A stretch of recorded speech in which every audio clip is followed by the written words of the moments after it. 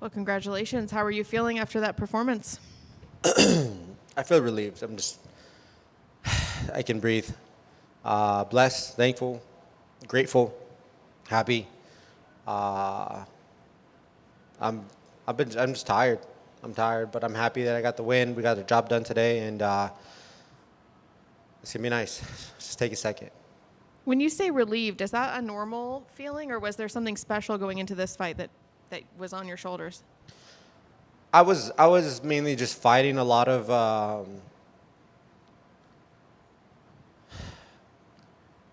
mentally. Like I just needed some rest. I really put myself through the grinder, especially in training camp. I try to go above and beyond. I try to like almost torture myself in a sense. Outside of just going to classes and stuff, it's never enough. So I try to do the extra stuff, and it definitely catches up to you. You can't do that for very long. So I had to really pick and choose what I was trying to do. And there was a couple times where like Greg and Wick's like, no, you need to kind of just really, relax. You don't need to go as hard, today or whatever the case is. We were a little bit like more fine tuned, and it was kind of nice. It was a little bit change of pace as far as that goes, because I'm normally just balls to the wall every single class, but there was a couple moments where I talked to Greg, and Greg's like, you know what, man, he said, you don't need to grapple these last couple of rounds, that hard, and unusual for me, but it was much needed. So yeah, man, just kind of going through like that barrier, trying to like push through, to get to this point. It's nice to come out on top, come out with the victory. Like I said, I come in here to kill. I don't come in here to pitter patter. Like that's not me. Like if you guys haven't known already, I come in here violently. Did the fight go the way that you had anticipated it going? No. No. I wanted to punch him in the face pretty bad, especially after him missing weight the way he kind of did, and he just didn't really like seem to own up to it a little bit. I was kind of not happy about that, but at the end of the day, my job is to go out here, win decisively, and I think we did that. Going to that weight miss, do you feel like there needs to be harsher punishments, or what are your thoughts on when an opponent misses a weight? It's kind of like a Nikki situation, because there are people that really, really try. Like, I'm not saying I've missed weight before. I've never missed weight in the UFC, but when I missed weight, I was practically like having to be like walked onto the scale, like kind of like I don't know what that gentleman's name that was like on the scale and he was like rickety. That shows like he's trying his hardest. That he tried to make the weight. You know what I mean? I didn't feel that necessarily from my opponent. He was walking around just doing his thing, and I was like, man, like I came here to fight.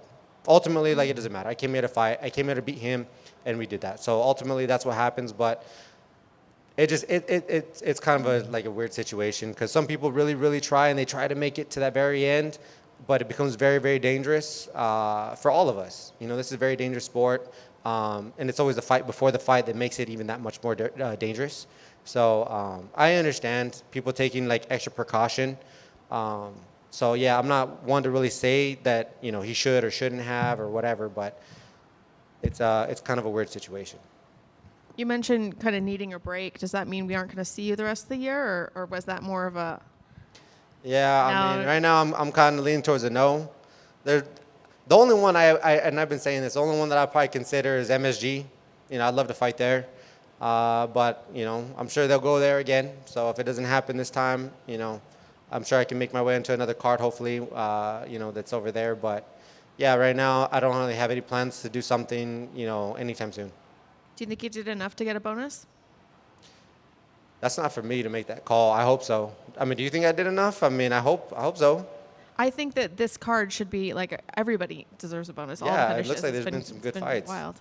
It looks like there's been some good fights. I'm gonna keep, trying to make them. We'll see, man. We'll see. I'm glad I don't have to make that call. Thank you. Just pay everybody a small piece. Exactly. Why not? You mentioned going into the weigh-ins. They recently changed to where everybody has to weigh in that first hour. Do you like it like that, or did that change anything for you, or did you typically already go in like you didn't need that second hour? I didn't need the second hour. I actually was the first one like there. Yeah. But I don't think that's like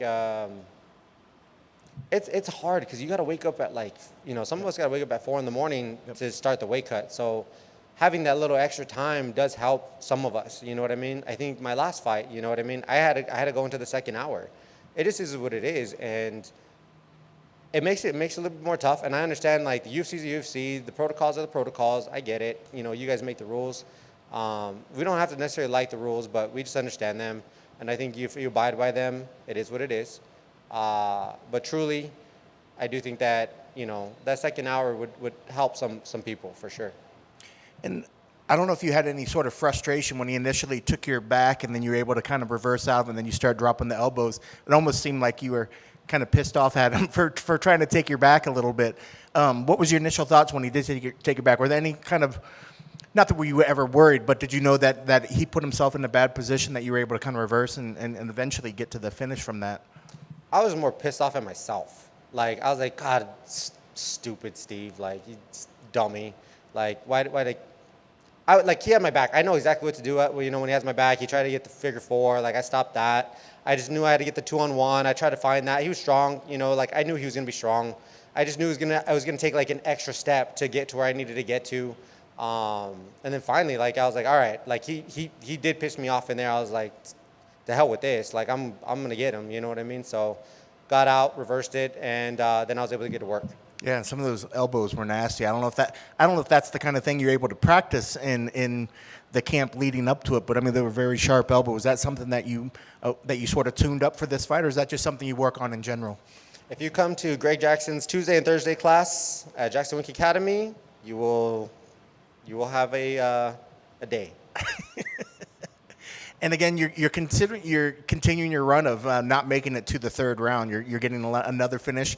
I think the last time that we saw you go into the third round was, I think, a decision loss or something along those lines. But you have a knack of getting fights done early. Is that something that you even consciously think about, or is that's just your fight style, that the fights tend to either end in the first or the second?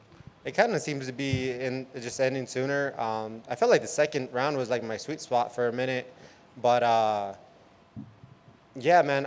Like I said, I train to go 3 rounds as hard as possible, and like my coaches make sure that like I'm ready for that. So like I'm confident that if we go into the third round, I'm fine. That was actually the game plan for this fight going into the fight with Nelson. This guy, I mean, he's strong. He's a strong guy to begin with. He didn't miss the weight. I knew he's a little bit stronger than he usually is, and I was like, all right, so then we're just gonna we're going to kind of drag it out a little bit, and we're just going to piece him up for 3 rounds and then hopefully finish him in the third round. But once I'm in there, like, I can feel you. We have this presence. We have this energy that we share, that you don't really share with other people. And I don't know. I felt like when I spun it on him, he just – not that he broke, but he just was like – he's like, oh, dang, like, that's not good. You know what I mean? And I know that, but some people, they just like, it's fine. Like, you're just another day. I'm gonna get up. All right, he spun on me. It's fine. I'm gonna work, use the cage or whatever. I'm gonna get up. He didn't have that motive. Like, it was like, damn it. You know what I mean? Like, that really like hit something, deep down. So we capitalized on it. And I mean, I know you said you want to kind of take the little bit of a mental break. How long do you give yourself before you actually go back and like watch tape? Or do you distance yourself immediately from the fight when the fight's done? Do you just take some time where you don't even think about the recent fight? You just go do all the other kind of things? Or do you actually dial up the tape on Monday and take a look at it and start thinking about what you did? Nah, man, there's this thing called social media, and it just freaking... You let them do it for you? Nuts, man. It's like just notification. But no, sometimes my coaches will pull it up on the way back home or to the hotel or whatever, and you kind of watch it and stuff, and you're like, oh man, like you don't remember half the things that you did in there. So it's kind of cool. But as far as dissecting it, it just depends. So like this, after my last fight against Troy, I just hopped on a treadmill that Monday and I put it on ESPN Plus because I was like, I just don't remember anything. And I'm my biggest critic. That's also why I don't like to put it on too much. But I knew I was getting ready to. Well, I didn't know I was getting ready to. But I had this feeling. I did have this feeling. I was like, I'm probably gonna get back in there probably soon. And I just wanted to see what they would probably see when they fought me. So I was like critiquing myself. Yep. And I kind of figured Nelson would try to throw a kick, low leg kicks and stuff like that, just because Troy landed that. But it didn't pan out. So it's all good. And I know the fight just happened, but when you go back on Monday, is there anything that's sticking in your head already from this particular fight that you're like, man, I got to really work on this? Well, Or was it just that initial back take Yeah, that you're like, I can't let that happen? It was like I'm more upset that like I fell over. Did I not have my feet underneath me? Like that's my biggest question right now. That's the only thing that's like irritating me, like in the back of my head. But everything else, Greg called it out. I mean, 2-on-1. When we're ready, we're gonna, reverse it. Everything happened. Just get my butt out. And get my underhooks. Keep him on the ground. Don't let him up. That type of thing. And that was literally pretty much his words. I just listened to him. What's it like working with Jackson? It's it's the funnest thing ever. I love it. It's you got honestly. All right, you have the two most like realest dudes in the gym, and they call themselves good cop and bad cop. Mike is the bad cop and Greg's the good cop. But man, I can see that. They definitely know how to just like operate someone's corner. They know how to operate a gym. They know how to.